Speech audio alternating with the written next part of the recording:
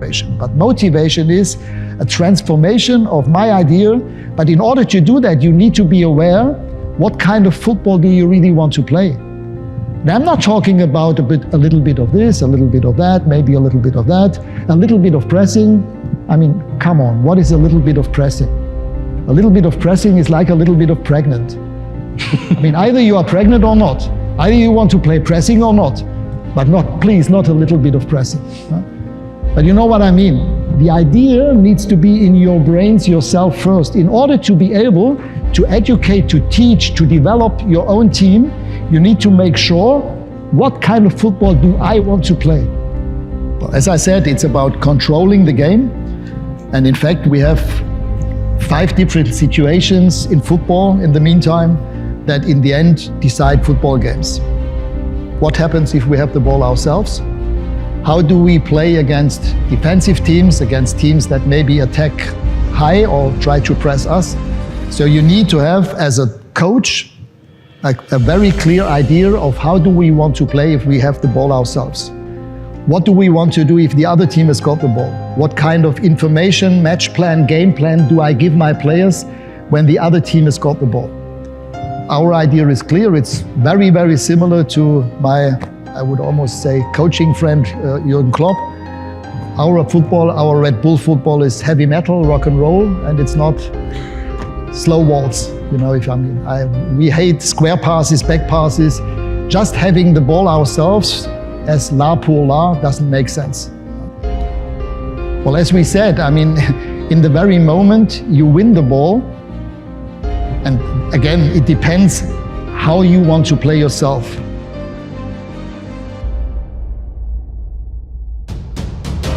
That it's not only about the location where we win the ball, it's also about the intensity.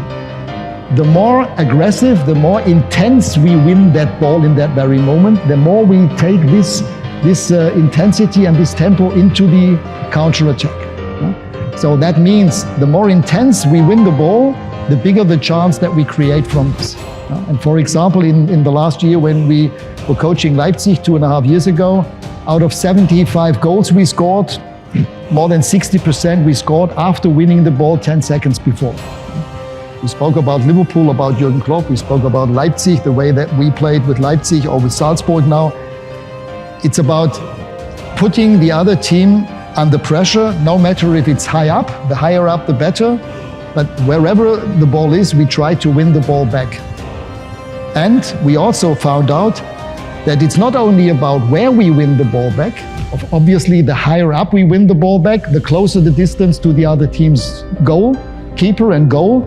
And the higher up we win the ball, the less players the other team have at that very moment behind the ball to prevent us from creating a chance or to score. And the same is true with winning the ball back, or when we lose the ball and winning the ball back. The same is true. I mean, if we know that the biggest chance is to win the ball within 8 seconds, it makes sense to not waste time. So all the players around the ball have to try and win the ball back. And then also highly important, we saw that in our first presentation today, it's rest defense, because if you play aggressive, high pressing, you need to make sure that the defenders, no matter if you play with 2 or 3 central defenders, that they make sure that the only 1 or 2 players that the other team has got up front, that they are being marked. They have to be closely marked, because those 2 players or this 1 player is the only player that might be able to, if we allow them to control the ball, that we get the counter-attack ourselves. And this is about rest defense. This is also nothing less than a train the brain issue, because it's very easy for a central defender. They don't necessarily need to be fast in order to do that, to mark when the ball is still at the other team's 16-yard box, to mark this 1 or 2 players very closely, even mark ahead of them, and the other one like a sandwich mark behind him. And this is what we call rest defense, and this is also for me a very important thing, that you also train this. Not only tell the players that they should do it, but also train it in the training sessions.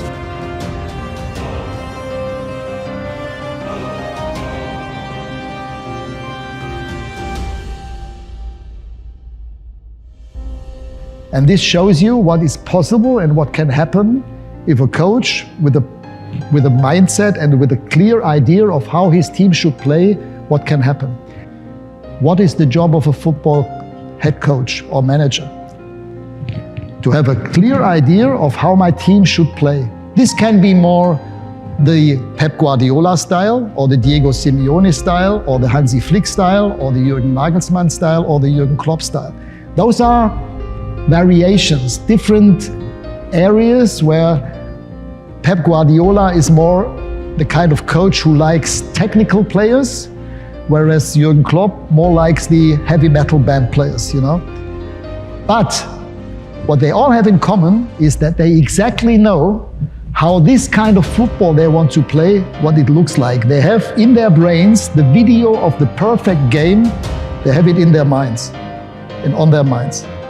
And the job of a football manager is to transform this idea of football into the heads, hearts, brains, veins of your players. This is what I tell motivation. Motivation for me is a transfer of belief, conviction, idea of football.